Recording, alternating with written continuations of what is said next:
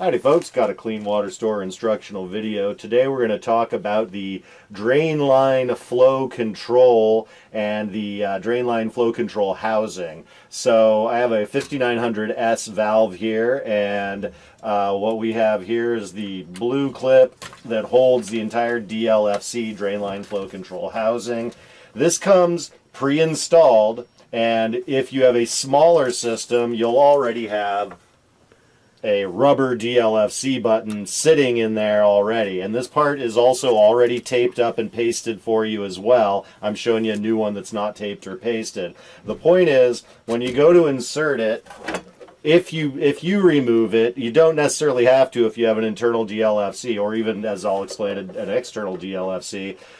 Take the cover off before and get your eye down at the same plane, the same level where the hole is. A lot of times what happens is people are pushing them in like that, and they're warping or they're damaging the O-ring, and then you're going to get it to leak. But basically, you want to look at it and you want to pop it in, and it'll snap into place, and the blue clip will insert with very little pressure. If the blue clip doesn't want to go in, or you didn't hear a snap, pull it out, rotate it, try not to drop it, rotate it, and put it back in another place until you get it to where the clip goes in nice and easy. Alright, so that's basically that.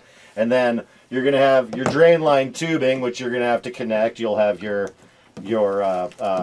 ring clamp, and you'll put that on there, and then you'll tighten up the ring clamp.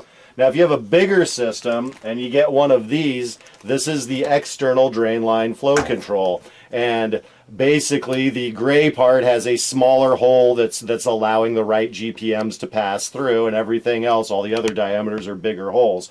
This you're going to put somewhere in the line of your drain line tubing as it leaves, and we recommend that you put it next to a wall and that you clamp this to a wall and then have your tubing run into it and run out of it. It just kind of keeps it out of the way, and it's good for that. When you get this in the baggie, you have to take it all apart and put paste and glue in all the four places between the barb fitting and the bushing, and then the bushing and the drain line flow control, and again on this side. And then when you're ready and you've decided, okay, I've got all of my tubing, this is where I want to cut in and put the wall. So then you'll take your tubing, you'll cut one cut into the tubing, and then you'll have your ring clamp, and you'll push that on there, and then you'll take the rest of your tubing that's going off to your drain area and get your ring clamp on there. Whoops.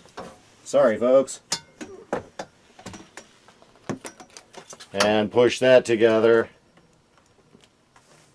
And then finally, the last thing you do is take your screwdriver. This is a 5/16 on these ring clamps, and securely tighten the ring clamps.